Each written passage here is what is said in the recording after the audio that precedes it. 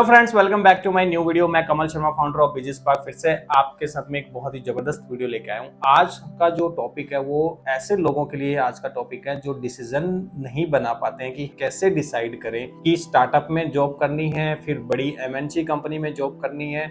यानी अगर ग्रेजुएट हो गए हैं, पास आउट होने के बाद में, तो हम कैसे डिसाइड करें। कुछ लोग बोलते हैं कि स्टार्टअप बहुत अच्छा होता है, बहुत कुछ सीखने को मिलता है। कुछ लोग कहते हैं कि बहुत अच्छी कंपनी को पकड़ना चाहिए, बड़ी एमएनसी कंपनी को आपको अप्रोच करना चाहिए। तो ये बहुत ही कंफ्यूजन है और इसकी वजह से बहुत सारे डिसीजन अच्छे भी बन जाते हैं और बहुत सारे डिसीजन गलत भी बन जाते हैं। सो माय डियर फ्रेंड्स, आज इसी के टॉपिक के बारे में बात करते हैं। इनको समझते हैं कि ये डिसाइड कैसे होता है कि हमें स्टार्टअप में जॉब करनी है और कब हमें स्टार्टअप से मूव करना है एक अच्छी कंपनी की तरफ, एमएनसी कंपनी की तरफ।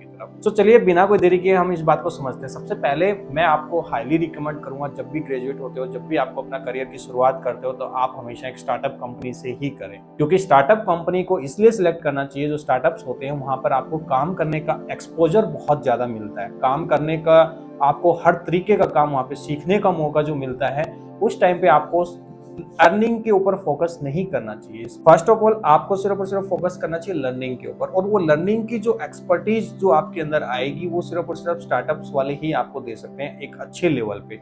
अभी एक्चुअली क्या होता है, आपकी जो भी जॉब प्रोफाइल है, आप जिस भी जॉब प्रोफाइल में जाते हो, उस प्रोफाइल के अलावा भी आपको दूसरे प्रोफाइल का भी वहां पर काम करने का मौका मिलता है। क्योंकि उनके पास में ज्यादा स्टाफ होता नहीं है, तो वो सोचते हैं कि हम एक स्टाफ को ही यूज करके हम लोग ये भी करवा लें, ये भी करवा लें। लेकिन उनका भी फायदा होता है, इससे आपका भी फायदा होता है, क्योंकि आपको सीखने का बहुत कुछ मिल गया और उनको एक अच्छा एम्प्लॉय मिल गया जो अच्छा काम कर रहा है। इसलिए स्टार्टअप आपको सबसे पहले चूज करना चाहिए। लेकिन अब स्टार्टअप में कब तक काम करें, यानी अगर स्टार्टअप हमने चूज कर लिया है तो उसमें स्टार्टअप में कब तक रहना चाहिए। देखिए, हर एक प्रोफाइल की एक लिमिट होती है, हर जगह पे एक लिमिट होती है सीखने की। पर मेरे को लगता है कि मिनिमम आपको 2 साल तो एक स्टार्टअप को देने चाहिए। 2 साल आपको लगता है कि 2 साल के अंदर आपने बहुत कुछ सीख लिया है वहां पर। हर स्टार्टअप भी तो सक्सेस नहीं होता है, हर स्टार्टअप भी तो ग्रो नहीं करते हैं, तो इसकी वजह से एम्प्लॉय की भी ग्रोथ रुक जाती है। तो आपको ये समझना होगा कि क्या 2 साल तक आपका स्टार्टअप जो है आगे आपको बड़ी अपॉर्चुनिटी दे रहा है, क्या आपके लिए सीखने के लिए वहां पर कुछ और हैं, क्या स्टार्टअप और ज्यादा एक्सपेंड हो रहा है ताकि आपके लिए भी मल्टीपल और सीनियर पोजीशंस वहां पे क्या डेवलप हो सकती है। तो आपके काम के अकॉर्डिंग अगर अच्छा काम कर रहे हो तो उसके हिसाब से अगर आपको वहां पर सैलरी मिल रही है, आपका इंक्रीमेंट्स अच्छा हो रहा है, स्टार्टअप की ग्रोथ अच्छी हो रही है, तो माय डियर फ्रेंड्स, मैं आपको हाईली रिकमेंड करूंगा कि आप 2 साल के बाद भी उस स्टार्टअप में रुक सकते हो। अदरवाइज पहले 2 साल आप ऐसे लगा दीजिए उस स्टार्टअप में कि जितना सीखना है आप उस स्टार्टअप को पूरा का पूरा निचोड़ लो और पूरा अच्छे से सीख लो 2 साल में। उसके बाद में आप इमीडिएटली 2 साल पूरे होने के बाद आप पैरेलली अपने अच्छी एमएनसी कंपनी में अपनी जो प्रोफाइल में आपने सीखा है, क्योंकि 2 साल में सबको एक अपना डोमेन समझ में आ जाता है कि मुझे मेरा जो काम है, एक वर्क प्रोफाइल है, मुझे किस प्रोफाइल में जाना अच्छा लगेगा और मेरे को किस प्रोफाइल की नॉलेज सबसे ज्यादा है। उसी हिसाब से आप अच्छी कंपनी देखिए। फिर अगर आप 2 साल के बाद भी अगर सेम लेवल की कंपनी में जाते हो, बहुत बड़ी गलती है। और बहुत सारे एम्प्लॉय ऐसी गलती करते हैं कि वो सिर्फ और सिर्फ तनख्वाह देखते हैं, थोड़ा बहुत 10-15-20% हाइक मिल जाता है तो सेम लेवल की कंपनी में चले जाते हैं। माय डियर फ्रेंड्स, इससे आपकी ग्रोथ नहीं हुई है, इससे जस्ट आपके थोड़े पैसे बढ़े, अदरवाइज आपका लर्निंग प्रोस्पेक्टिव से आप सेम लेवल पे हो जॉब चेंज करने के बाद में भी।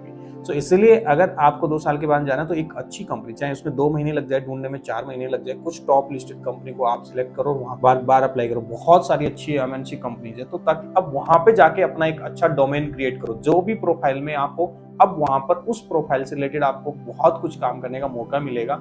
उसकी वजह से आप उसमें एक्सपर्ट हो जाओगे, तब जाके आपकी एमएनसी में अच्छे लेवल पे वहां पे बहुत सारे सीनियर पोजीशंस होते हैं तो आपको मिल जाएंगे।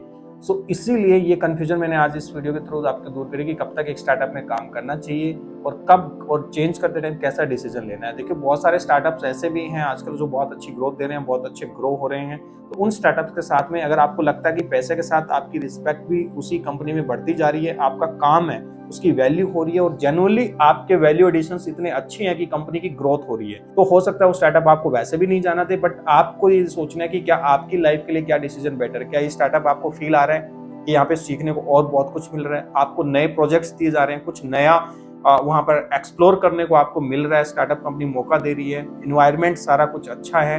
ये सारी चीजें, अगर सारे फैक्टर्स जो कॉमन फैक्टर्स है जो एक इंसान को मेंटली भी अच्छा रहने के लिए चाहिए एक ऑफिस लाइफ के अंदर, अगर ये सारी चीजें अच्छी है तो आप स्टार्टअप को 2 साल के बाद भी कंटिन्यू कर सकते हैं। अदरवाइज आप 2 साल में अगर आपको ऐसा फील आ रहा है कि यहाँ पर कुछ अब और अच्छा नहीं हो रहा है, कंपनी की ग्रोथ रुक चुकी है, यहाँ पर और जो सीखना चाहिए था, एक्सपोजर मिलना था, वो सारी चीजें अब हो नहीं रही हैं और आपकी लाइफ में अंदर एक स्टेबल सा कर्व आ गया है, वो अब ऊपर नीचे नहीं हो रहा है, तो माय डियर फ्रेंड्स आपको चेंज कर लेना चाहिए वहां से। आई होप आपको ये वीडियो पसंद आएगा। प्लीज चैनल को सब्सक्राइब जरूर करें और इस वीडियो को हर जगह पे शेयर करें ताकि हर इंसान अपना एक अच्छा डिसीजन बना सके।